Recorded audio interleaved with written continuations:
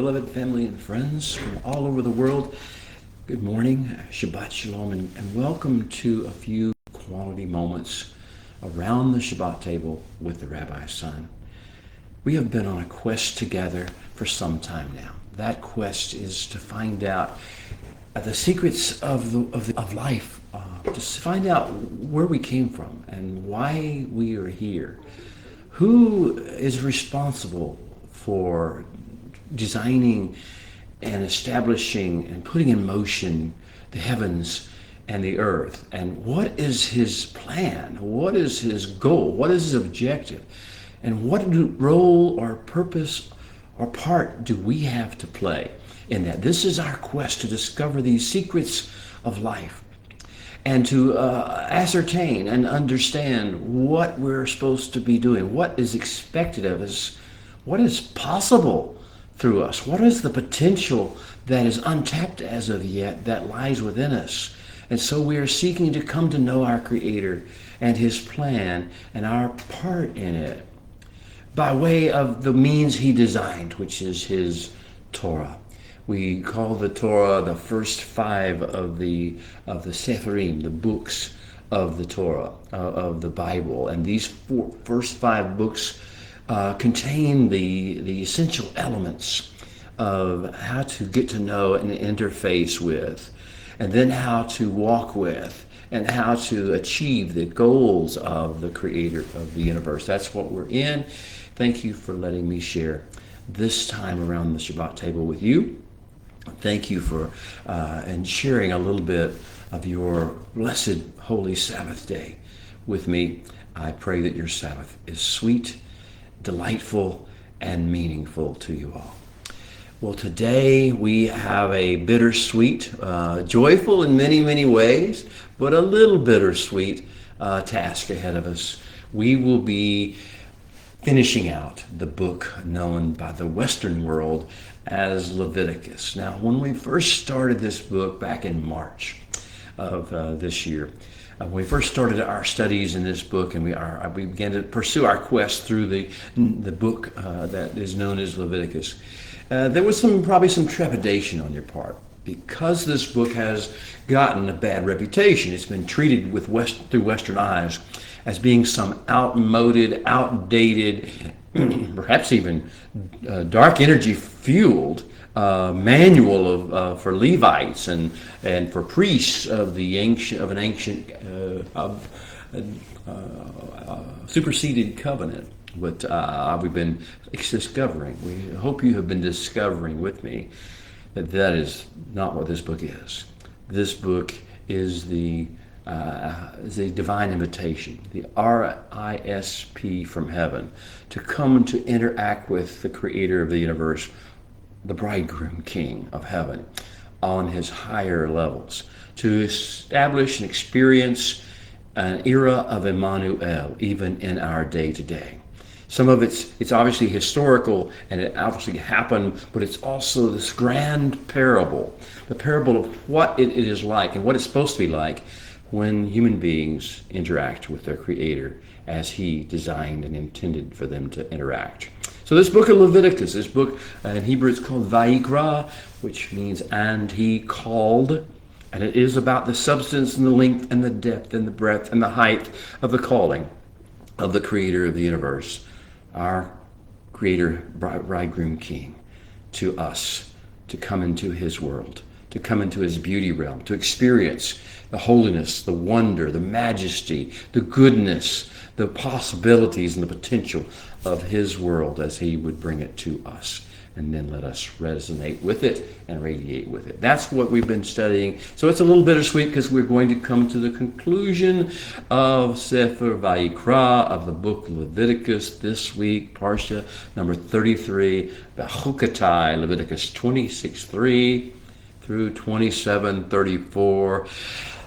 Take a deep breath, because it's been so sweet this time we've been in the king's chambers, in the Emmanuel mode, in the tabernacle vision. We've been caught up in this beautiful parable vision. But not to worry, because you see, he has another Sefer of Torah, the fourth Sefer of Torah, Sefer Bamidbar, known to the Western world by the strange name Numbers is coming up, and we have quite the adventure to take place. We're going back into narrative, back into storytelling, back into learning lessons object-wise as opposed to having direct downloads, which we've been having in Sefer Vayikra. We've been having direct downloads of Creator speak, one after another, discourse after discourse, download after download. It's been delicious. It's been glorious. It's been mind-boggling. It's been tongue-twisting. It's been everything. It's challenged every paradigm that we have. Now it's going to take it on the road, so to speak. What have we learned? What have we uncovered? Have we been changed by our encounters in the Emmanuel realm and the beauty realm of the Creator of the universe? That'll be the questions that will be answered in the fourth Sefer of Torah, Sefer Bamidbar, the book known in the Western world as Numbers. So here we are at the concluding Sabbath on our great journey through Sefer Vayikra, the book of Leviticus. Today we will finally say goodbye to this third course book of the Holy One's great comprehensive nation training manual. We are the great nation. We were formed as a great nation in Egypt. We were the great nation that was promised to Abraham, the great nation that the world has been waiting for, and creation has been groaning in eager expectation to receive. We are that great nation, and he's been training us in the book of Leviticus how to become and act as and serve the world as this great nation. It's our training manual. It's our service model. The book has taught us, you see, the essential protocols of hosting the divine presence.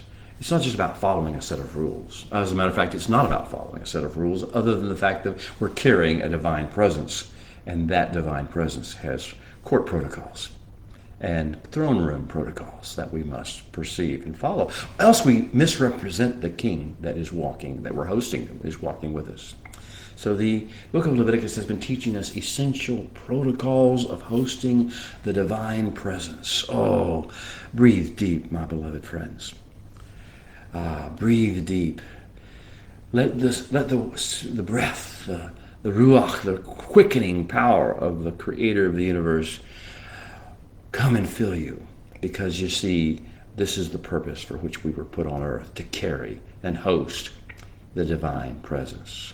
And as we do so, as we begin to approach, draw near, and enter into the divine presence and begin to absorb the divine Kedusha, the energy of that divine presence, then we begin to adjust our lives, our earthly lives, our thought lives, our speech, our conversations, our interactions, our reactions to situations and people and circumstances. We begin to adjust all those things back to true tone. The tone for which we were created and designed as mankind, as Adam, before the fall, to be able to exude, to host the divine presence, and to adjust and resonate with his true tone, and therefore to walk in the Elohim shadow, the Creator's shadow, to walk in the covenant of Adam and Hava before they broke it, but walk in the covenant of Abraham and Yitzhak and Yaakov, to walk in the Sinaitic codicil or adjustment to that enlargement of that covenant, to walk in these things and adjust and resonate to true tone. Open up the potential of your heart. Open up the possibilities of your mind. Open up the gifts that were created to flow in you and be released to your sphere of influence, and ultimately through you and your brethren and your sisters through the world. The book of Leviticus has been teaching us essential protocols of hosting the divine presence and adjusting to and resonating with his true tone. Listen for it. Listen. Close your ears to the noise of this physical earth. Close your ears to the noise of the politics and the ideology and the ethnicity arguments going back and forth, and who's right and who's wrong. Close your ears to that for a few moments. Close your heart to that for a few moments, and just let the true tone of the heaven, of the Creator of the heavens and the earth, flow into your heart. You see, the book of Leviticus has been training us how to do these things. and how to, when we catch the vibrations and the frequencies of the beautiful Creator's speak and Creator's script that He's released over us into our world and interfaced with our world through that. When we do that, we get our neshama, our God-breathed eternal spirit that dwells within us, in tune and in line with His will. And that then brings under it our nefesh, our mind, our will and emotions, under subjection to the neshama, the eternal. The fleshly, the earthly becomes connected to the eternal. And we begin to flow in resonance, and we complement, and we synchronize, and we synergize. The neshama empowers the nefesh to walk in the Holy One's ways. And that empowers the basar, the flesh, the physical members, the tongue, the speech. Everything that we do now becomes aligned. Neshama, nefesh, basar, the kingdom of heaven coming to earth through human beings. And touching and resounding with the standard tuning of the heaven. Playing our song with the standard tuning of the heavenlies. Up to this point in Sefer Vayikra, what have we learned? What has been? This has been for us the great Emmanuel parable. It's what I call it, at least. It did happen. Everything that is described in Sefer Vayikra is historical and is real, but it is also a parable. It's kind of like the parable that Messiah used of the prodigal son, or any of the other parables he used. We don't complain that this is not applicable to us, even though we don't plant seeds. We're not a sower planting seeds physically. We're not a father or a prodigal son dealing with these issues. We're not that, but yet we are that, because this is a parable. And a parable has universal application in every age, in every situation, and it applies to every human being. Well, that's what the great Emmanuel parable of the tabernacle is. The reason He gave us the tabernacle and filled the tabernacle and taught us the ways of living with the tabernacle in our midst, and the holiness that has to be exuded in order to make that happen and be sustained upon the earth. The reason He taught us all these things, beloved, is so that we would understand this is applicable. It can be applicable. It is possible in all ages, in all families, in all generations. We can host the divine presence, and we can calibrate to and respond and react to the true tone of heaven. And if we do so, if we will learn to do so, to the extent we will learn to do so, the changes in the world, the changes in us, the changes in our families, the changes in our households, the changes in our communities and our neighborhoods, the changes in our nations, the changes in the world that are possible if we align with true tone. This is a quest. This is the joy. This is the delight. And Sefer Vayikra has been teaching us many things about it. The first thing that Sefer Vayikra gave us, and we're going to do a little summary because we're getting to the end of the book. The first thing we got was, in the first verse, this great RSVP invitation. Come into the king's chambers. And the Holy One called unto Moshe and said, if a man would come, if a man would approach. Well, come into the king's chambers. We are invited. We are not only invited, it has been prepared for us. And we are given every reason to want to come into the king's chambers and commune with the Creator of the universe and be infused with His divine majesty and energy and kedusha and kavod and chokmah, His wisdom, His kavod, His glory, His weight, His chesed, His loving kindness and covenant faithfulness, His hayah, His living, abundant life, and what He designs to carry on that life generation after generation. His kippurim, His warm covering that heals. It's like a poultice when He puts His kippur over us. It's not just to blot out our sin. It is to heal us of our sin and our brokenness and our hurt and our wound and our humanness in the darkest sense of the word humanness. He invites us to come into His chambers and to come into His presence. That's the first thing. We just began the book of Leviticus, and it colors everything about the book. If you take that out of the book of Leviticus, you think it becomes just a set of laws for Levites. and for priests, and it's maybe just done away with because we're not Levites and priests in the sense that you're thinking about. Oh, but if it is a great RSVP invitation, RSVP invitation, respondez, s'il vous plaît, comme, report if you're going to come or not. Will you be coming into the King's chambers? Will you be hosting the divine presence? Will you be transformed by the divine energy? That was the first part. The second part was the Korbanot discourse. If you're going to come, how will you come? How will you learn how to leave the physical world and its tamei things, its unclean things, it's cold things, it's profane and common things, and enter into this beauty realm where things are of majesty and glory? How will you make this transition? That's the Korbanot discourse, the first 8 chapters or so of the book, and tells you the different ways, the different things that we need to do to let go of from our earthly bindings to be able to step into the heavenly presence and be able to absorb the heavenly things. And the third thing was the 8th day narrative. The fire from heaven falling, the example of what it can look like, and yet what we're supposed to do in response to that, which is to fall on our faces and let him put words in our mouths, and not to grab foreign fire and try to do things that look good to us or feel good to us religiously. Nadab and Abihu were the examples of what not to do whenever the presence of the Holy One is with you. And then the largest section of the book of Leviticus was the Kedusha discourse. The chapters 10, verse 9, verse 8 rather, through chapter 24, verse 9. What a download. The grand Kedusha discourse, our manual as to how to be courtiers and ambassadors in the courts of the king and in the nations of the earth. How to walk with Kedusha even in the physical situations that we deal with. The filth, the perversion, the corruption, and the pseudo-intelligence of mankind. How to bring the Kedusha, the holy, holy, holy of heaven into that. So we enjoyed that, and then last week we finished the Kedusha discourse with a bookend narrative to the Nadab and Abihu narrative, which was the narrative of the blasphemer.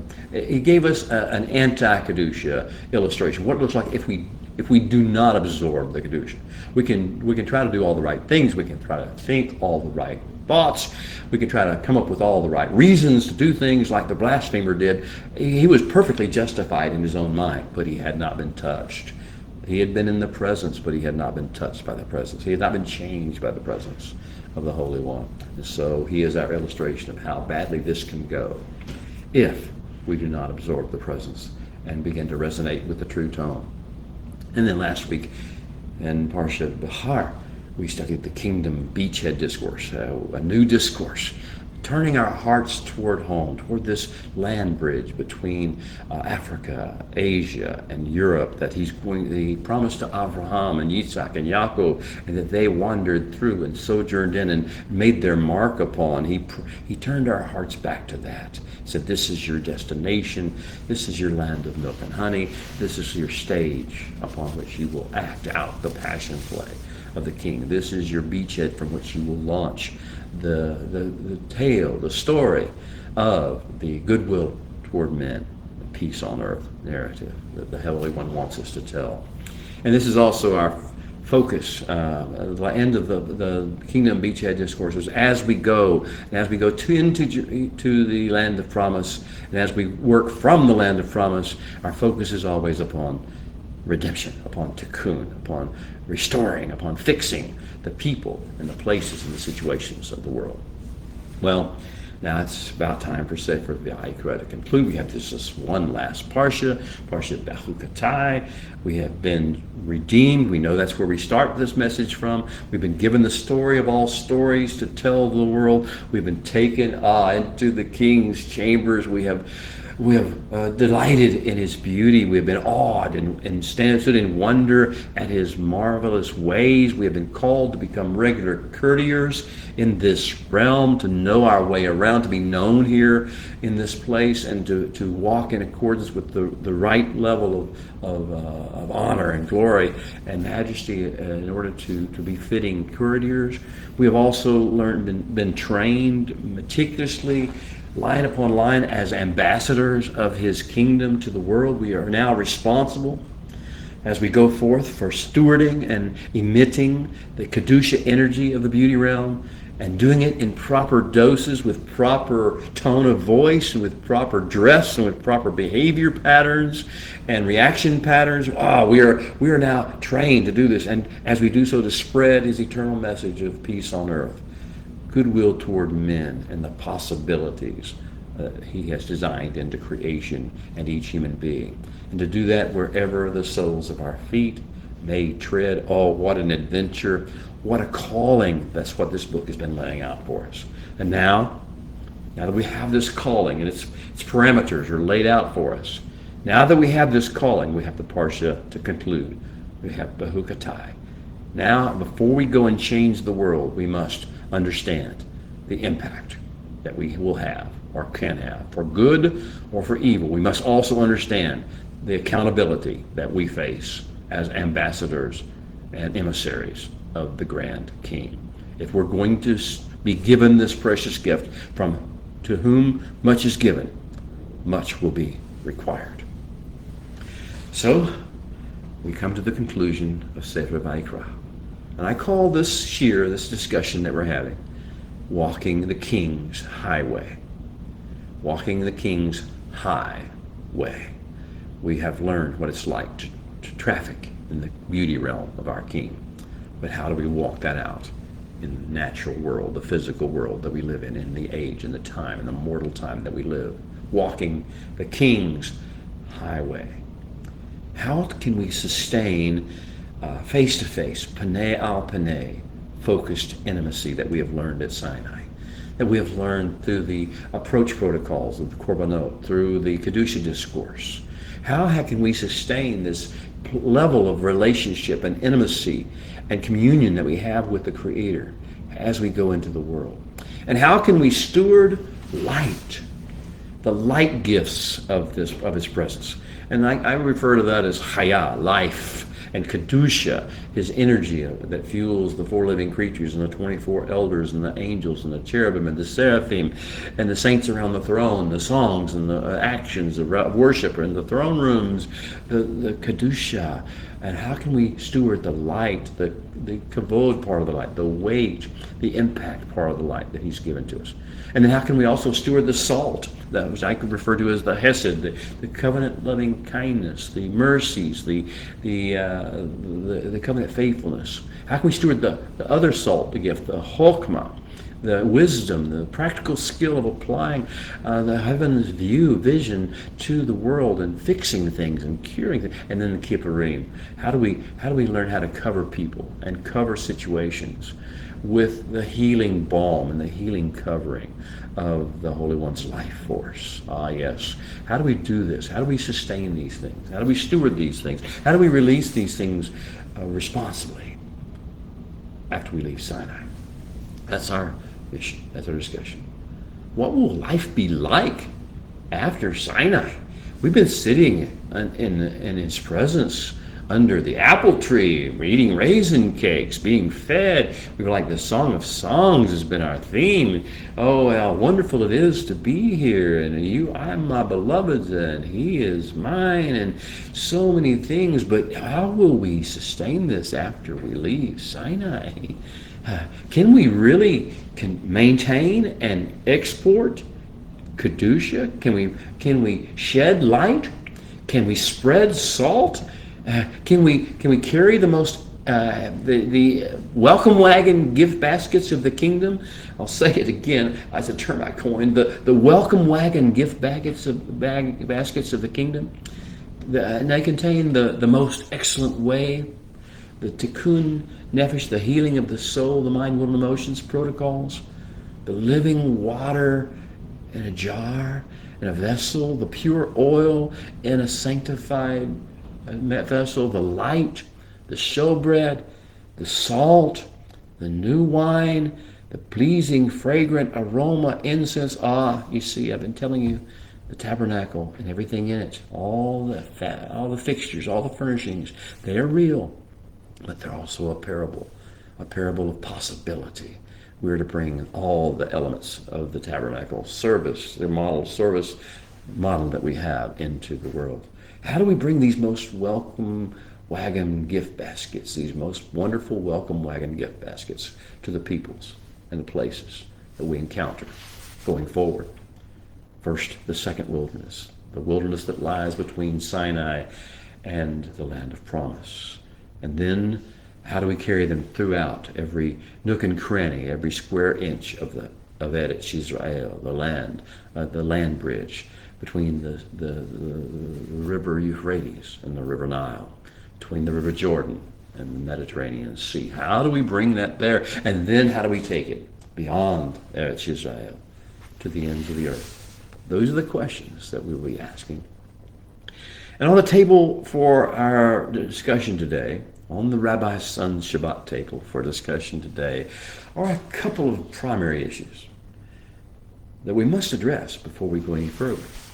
The first of the issues is the role and significance of the Torah in our lives. And as we go forward, is it just something we learn for academic purposes? Or what is actually the role and significance of the Torah, and particularly the ordinances, the judgments, and the commandments? I'm using English terms. I'm going to go back behind and tell you the Hebrew terms. Especially these sections that the world thinks of as law. What is the role and the significance of this in our mission upon the earth? And what is, if Hukot, which the world translates as ordinances, and Mishpatim, which the world translates as judgment, and Mitzvot, which the world translates as commandments. What if these things, these aspects of the Torah, are supposed to be the shadow of the Creator of the universe, the shadow of Messiah? As we walk in them, if we remember shadow, we go back to the initial purpose of mankind, as is stated in Genesis chapter 1, let us make man in our own, and to be our own shadow. If we're to be his shadow, what if the Hukot, the Mishpatim, the Mitzvot, the ordinances, the judgments, and the commandments are exactly what that shadow looks like? That would be a paradigm-shifting reality. And what if our response to those elements of the Creator speak? What if our response to the Hukot, the Mishpatim, and the Mitzvot, the ordinances, the judgments, and the commandments of the Creator, what if that determines the value of our lives, the value of our legacies, the impact we have upon our world for good or for evil? What is the role and the significance of the Torah in your life? What do you think it's for? What do you think it's about? And what do you think you need to do in relationship to it? We'll talk more about that, I hope. But the second item on the table for discussion today around the Shabbat table is the importance or lack of having a redemption paradigm perspective and a good eye. A good eye and redemption paradigm. You see, we can approach the world through a redemption paradigm with a good eye, or we can approach it through a critical, judgmental, blame-casting, critic viewpoint, critic paradigm with a bad eye, with an evil eye. What is the importance in the kingdom's plan of us having and maintaining a redemption paradigm where we focus upon what can we do to fix this, to make it better? Not what's wrong, not who's to blame for what's wrong, not how horrible something is and how badly we dislike it, but what if we had a repairman's approach? And if we knew that our Creator was actually in the tikkun, fixing business, not in the judging and criticizing business?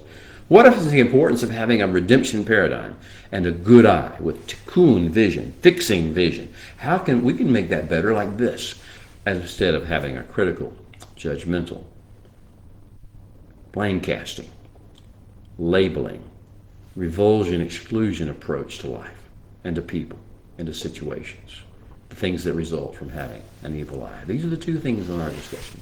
So let's start with our call to worship. This will be the Baraku. I'll sing it in Hebrew, and you can sing with me if you wish, or you can just listen. Baraku Adonai Hamvorak. Baruch Adonai Hamvorak Leolam Vaed. Baruch Ata Adonai Eloheinu Melech HaOlam Asher Bachar Banu Mikol Ha'amin V'natan Lanu Et Torato. Baruch Ata Adonai Noten HaTorah. Amen. Can and may it be so, always and forever. And now, may you open our eyes, O Holy One, that we may see wondrous things in your Torah. For we are just strangers in this earth. So please do not hide your commandments, your mitzvot from us. Last week at Parsha Bahar, we learned at the end of it 4 absolute negative prohibitions, the 4 things that guarantee mission failure. we absolutely at all costs must avoid these things. And the first one is we're not to make elil, not to make for ourselves vanity things that we follow, vanity ideas, things that get all caught up in the ideological, philosophical world and make vanities, or maybe in the naturalist world where we deify the natural things, the forces of creation, or we call Mother Nature or Mother Earth, and we call those something. Or that we talk to the universe. No, these are not. This is not what we're to do. That would be death knell, the death knell to the mission, the calling. Secondly, we're not to make peselim. We're not to make any images or molded things and try to limit the shape or the movements of our Creator. We're not supposed to define him with human terms. Let him be who he is, and not impose our viewpoint of what he's supposed to be on him. The third thing, we're not supposed to make matzevah. We're not supposed to make standing, stationary focuses. We're not supposed to ever get comfortable and stop where we are and say we know it now. Also, we're not supposed to make maskit, which are supersized images of people or of creatures or of ideas. No supersized images of earthly things.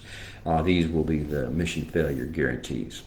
The other thing, he gave us 2 absolute essentials of mission success. If we, in comparison to the 4 mission failure things, this is all in Leviticus chapter 26, verses 1 through 2, right before we begin our Parsha Bekukatai. The last part of Parsha Bahar gave us those 4 absolute negative prohibitions and mission failure guarantees, and it also gave us 2 absolute essentials of mission success.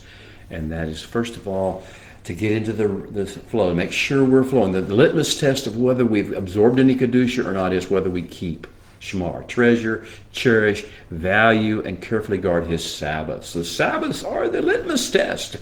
Believe it or not, it doesn't seem logical to your mind, but it is to the Creator of the universe. He says, I will test you to see if you are caught in the Kedusha of my presence and of my beauty and of my beauty realm. If you do not regularly treasure and cherish and keep my Sabbaths, I will know you have no way of regenerating, renewing this Kedusha within you, and it will grow stale if it was ever there. And if it grows stale, it will begin to be corrupted, and bad things will happen. So you must shamar, treasure, cherish, keep, guard, watch over, and zealously go about business of my Sabbaths. The second, the absolute essential of mission success is, the other litmus test is whether you will revere, you will treat with appropriate respect, honor, and awe my holy things. What are his holy things? Well, the Sabbath was the first holy thing that he referenced as calling holy.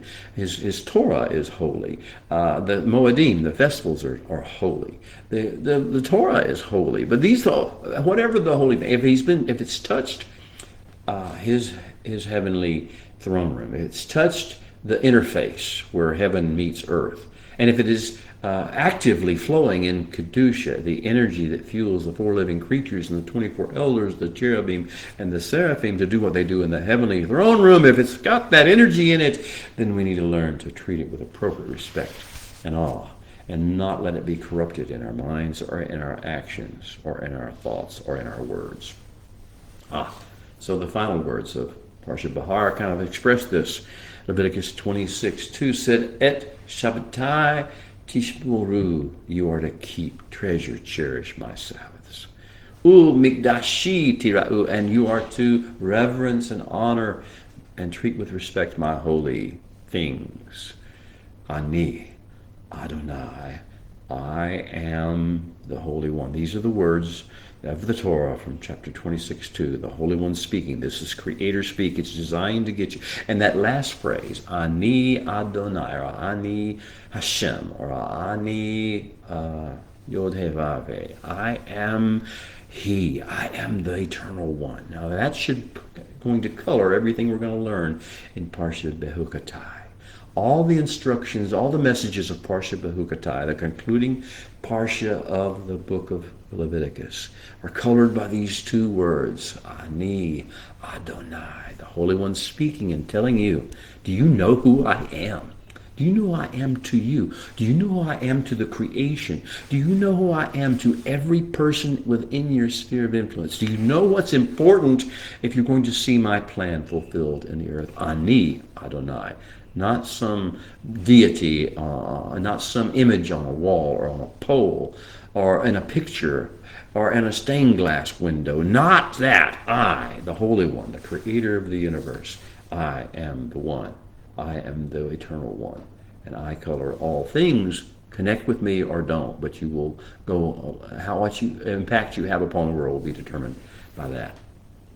So what's going to happen in Parsha Behukatai? First thing we're going to encounter is what I call the great crossroads parable. I've already told you that the book of Leviticus is about parables. It's truth. It's historical. But it also contains these wonderful parables that carry us into all life. So I call this the great crossroads parable. It says, I'm going to present you two roads that diverge before your eyes.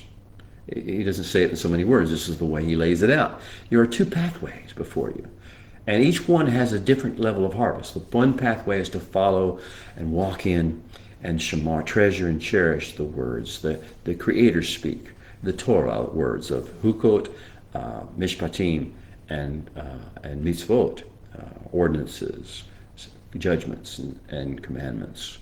This pathway of that walk, that's crossroad pathway number one. You have this option. You can travel that pathway.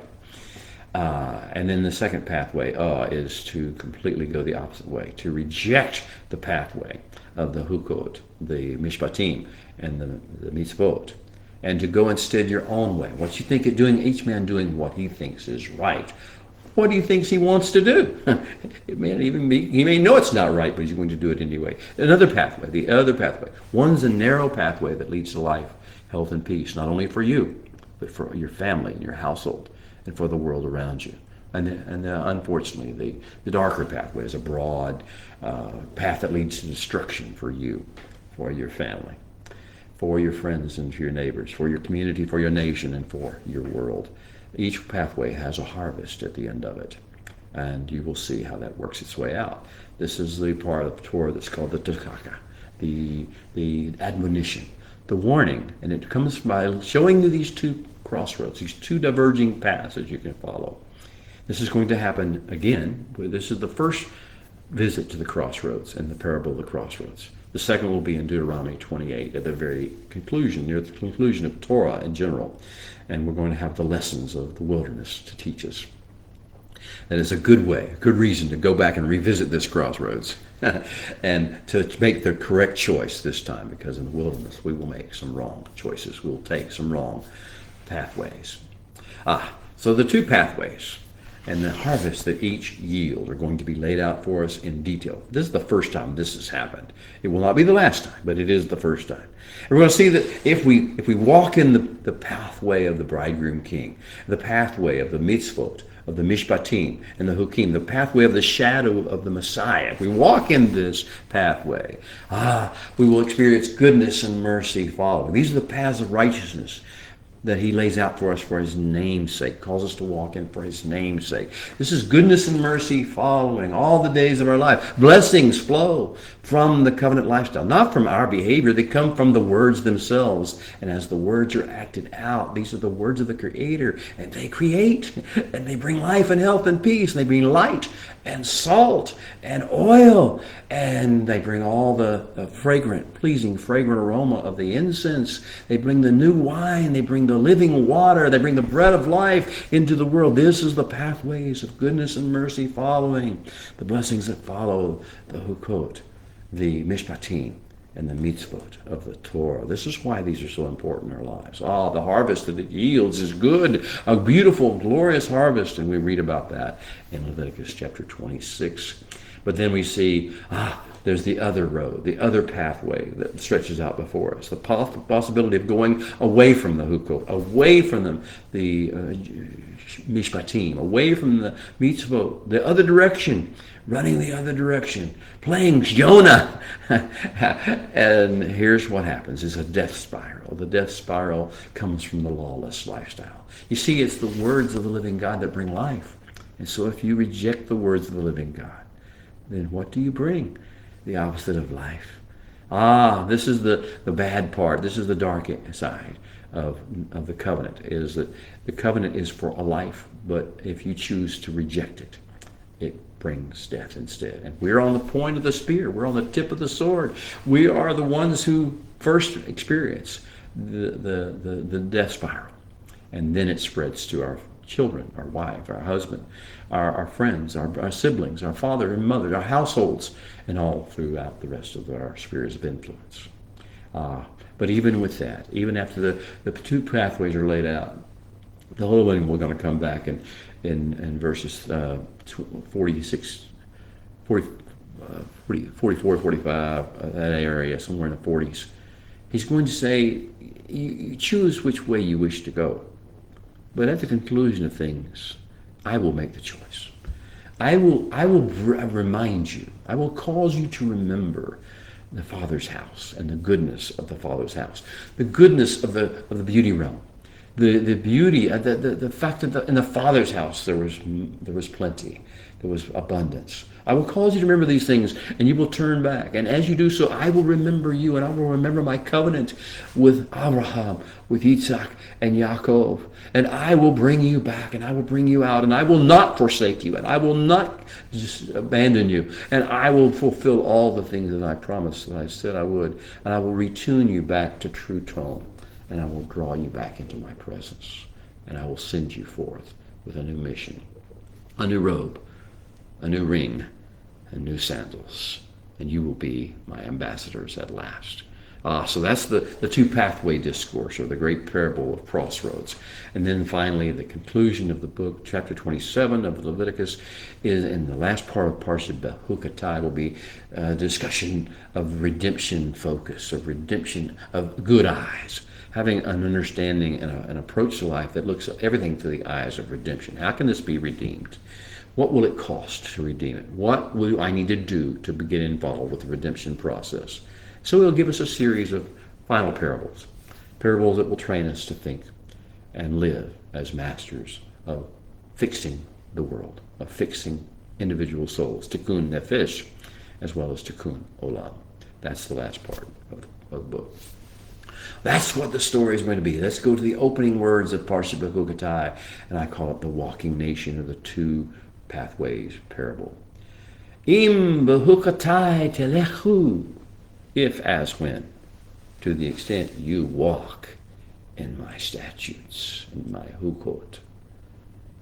Ve'et mitzvotai tishmeru ve'asitim, and you shamar, and treasure and cherish and guard my mitzvot, my commandments, and you asadim, you build them like a contractor builds a house according to a blueprint.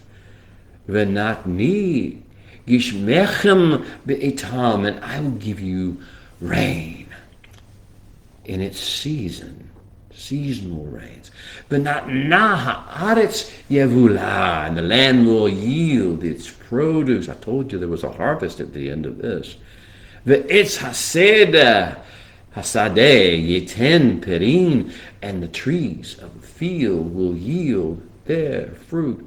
Pathway number one, door number one is the way you want to follow. Im b'chukatai teleku, if and as we went into the extent you walk and go on my statutes, ve'et mitzvotai tishmeru ve'asitim, and you shamar my mitzvot, and you asa them, and you do them, and you make them real in real time, then I will give you rain in its season.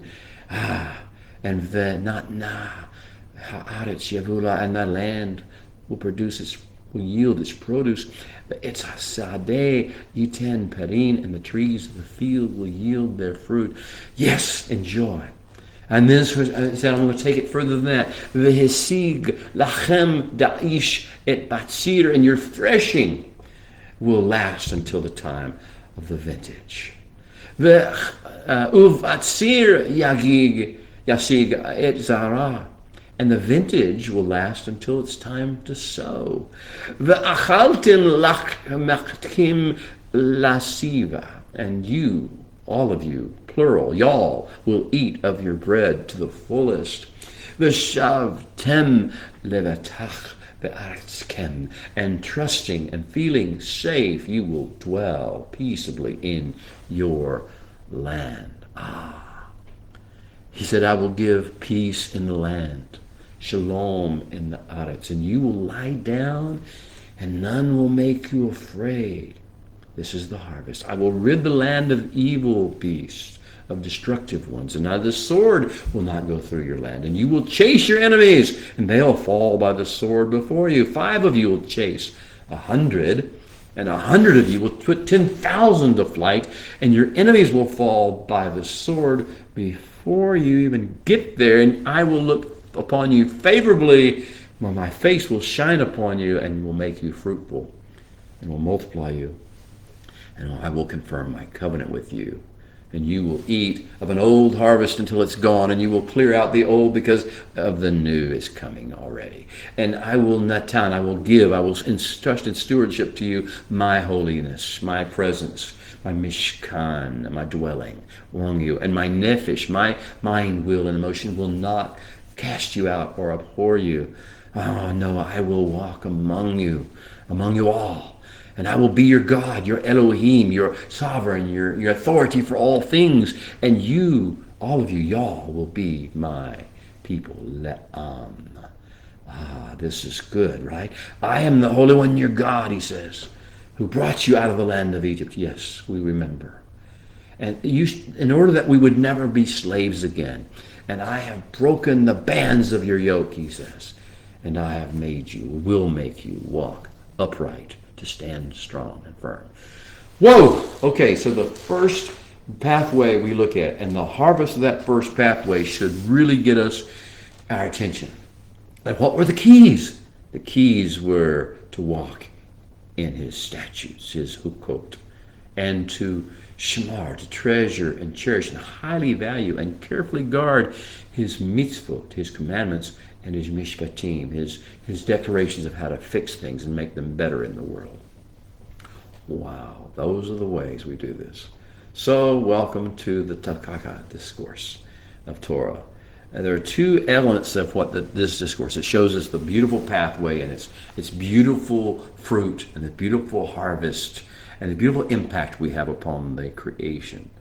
That's what this first pathway shows us. Then, of course, he follows with, but if you choose the other pathway. And he takes us down the road of when the land will become Jonah's fish for us, Jonah's fish. And we spit out and vomit it out. And all the things that will happen to us and to the world around us, and how the world will be corrupted and made worse for our presence instead of better, because we didn't We didn't halak. We didn't walk in the commandments and the statutes and the ordinances. And we didn't treasure and cherish the holy things and revere them. And we didn't remember to keep renewing and refreshing our commitment and our passion and our energy, Kedusha energy, through the Shabbat protocols. The land will become Yonah's fish, Yonah's whale for us. But yet, his will still be done as it was in Yonah's life. Now, the question is because what will cause the land to become Yonah's fish? He tells us, not treasuring his mitzvah, his commandments, not valuing them, not thinking. That's why I ask you, the first question on the table is, what are his commandments? What are his statutes, his laws? What is his Torah? What is the importance of it to you? Because you see, this is the critical dividing point. It's not about going to heaven or earth. It's not even the issue. The issue is, are we going to bring about the harvest upon the earth that we're called to have? And the issue then is, will we shema or lo shema the King's voice? Will we listen, pay attention to, and resound and resonate with his voice and his messages, or will we do the opposite and go tune ourselves to a different standard tuning, the standard tuning of philosophy, ideology, religion, man-made religion, ethnicity, and its hatred for other ethnicities? Any of that, will we let ourselves be tuned to some other voice, or will we tune to his? And then will we lo shamar? Will we shamar, treasure and cherish, or lo shamar, despise and consider unvaluable his hukot, his directions about how to live life, and how to measure time, and how to infuse time with holiness? That's the hukot. And will we abhor his mishpatim, his ways of saying how things can be fixed? Will we decide we have a better way to fix the world, or make it the way we want to? Will we abhor, soul abhor, nefesh abhor, his ways of fixing the world? And will we lo asa? Will we not build? Will we build everything besides the mitzvah package that he designed, the shadow that he designed to fill out and make substantive? He gives us this beautiful mitzvah package to show us what the shadow of Messiah will look like, and what the shadow of Elohim will look like if we do what we're supposed to do according to Genesis 1. But if we choose to make our own shadow, to make our own images, or to make some nation image, or some ethnicity image, or some philosophy image, or some ideological image, make that be the highest point and the one we draw attention to in the world, that will be the opposite possibilities. What does Takaka mean? This idea of the discourse, of setting up these two parables, these two roads, these two pathways, and showing us the consequences of the harvest that each one will give. Takaka means to admonish someone in jeopardy in a legal context. It means that if you go to court and you're charged with a crime, they don't yell at you and scream at you when you go before the judge. They say, do you understand what you're charged with? Do you understand what you are accused of? Do you understand what the possible sentences and possible restitution protocols might be? And they actually give you this up front before you enter into a plea, or before you try to mount a defense, or before you attack your accusers and confront your accusers. They want to give you the admonition. This is the Takaka. It is not an angry rebuke. It is do you understand what's at stake? Do you understand what you're dealing with here? Do you understand what you could possibly have to live with? That's the idea of having these two pathways, and the fruit and the harvest being given. Well, I'm going to talk about one other subject, and then I'm going to leave this to you for your conclusion of the Sabbath, your discussions, your conversations, and your meditations privately. There are two things that sum up our calling in this book of the calling, Leviticus, that Vayikra and he called. What are our calling? The two main factors that I want to talk about are Toda'ut, which is consciousness. The Emmanuel era that this book talks about, the idea of how when God is with us, when he shekans, his dwelling place is with us, when he is with us in the tabernacle sense, and his throne room is in our midst, and we have access into it and egress out of it, and we play a role in that place. The Toda'ut, consciousness, the Hebrew word is Toda'ut, knowing of. And what are we aware? What do we know? We are aware that the Creator is, and who he is. We're aware that he has this grand plan, and that we have a role to play. We're invited to play a role in that grand plan. That's the first level of consciousness. The second level of consciousness is to have an enlightened perspective, which comes with the first consciousness, the first awareness, an enlightened perspective of life, on life, what life is about, and upon what death it means, and upon what afterlife consists of. We have an enlightened perspective on these things that color everything we do. And we have an enlightened perspective on the difference between the temporal, present, and the eternal, between the seen things of this realm and the unseen things of the parallel realms of heaven, between the kadosh, the holy, the energy flowing, energies heaven touched by heaven's energy and flowing in it, and the whole, and the common, the profane, the ordinary things that just come and go and pass and stirs things for a moment and then are gone. And between the realms of the tahor, the clean, that is whole and bringing wholeness and bringing integrity and connecting with true tone and emanating true tone, versus the tameh, which the English world calls unclean, which basically means fragmenting and conflicting and disloyal and leading in all sorts of different directions that destroy. Enlightened perspective on life, death, afterlife, clean and unclean, holy and unholy, temporal and eternal, and seen and unseen. Okay, and then that's the second level of consciousness. The third level of consciousness, the toda'ot, is the discipline to distinguish between the inclinations and defaults of the neshama, the God-breathed soul within us, versus the nefesh, the mind, will, and emotions. That is an interface place, but is moved also by the basar, the flesh, the members, the appetites, urges, the drives, the desires of the flesh that composes. These different factors that composes, and to know those factors and know what each one is trying to do and know the inclinations and the voice of each, to know those. That's part of our consciousness, our toda'ot, that we need to have. And know that that's also the same issue going on with all people in our world. So toda'ot is the first level, consciousness, awareness of these things. That allows us to orient to where we need to be. And then the second factor, the second key, is teshuvah, teaching us to return, the pathway of return. Return to what? Return to the Creator. Return from whence we came, to the one who knows us best and loves us most, the one who can heal us and fix us. To return to true tone, to cast away the dissonant noises that we make, and to return to truth, and to return to our calling, which we've been defining, and to our mission, which will be laid out for us. Awakening to folly and vanity and looming calamity.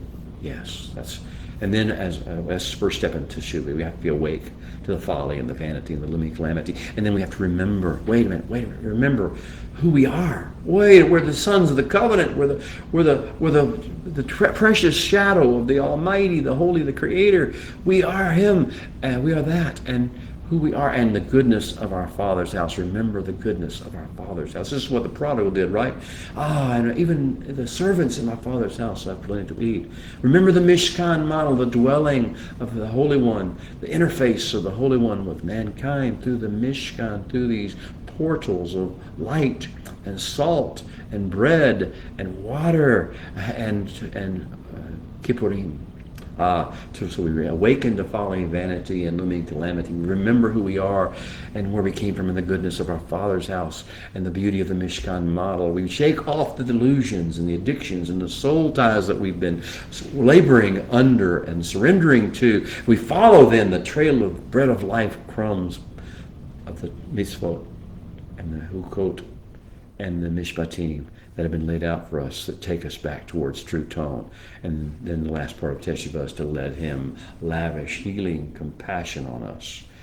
Cover us with a robe, covering a kippur, and let that robe heal us and give us a new ring of authority and give us new sandals to walk, to go in the mission, the calling that He's called upon us. Well, this is what the book of Leviticus is all about. And the Parsha Behukatai brings us to this issue of Toda'ot, and Teshuvah. I pray, beloved, that you will move and walk in these things, that there will be a conscious awakening of yours in your heart and in your spirit and in your neshama to the calling of the Creator of the universe. And now, as we come to the conclusion of our study, of our shir, of our time together around the Rabbi's Son, in which we were discussing the book of Leviticus, Sefer Vayikra, the calling, I say, and say with me, Hazak, Hazak, Vanik Hazek. Be strengthened. Be strengthened. And may we all be strengthened together. Shabbat Shalom. The Holy One willing, we'll see you next week.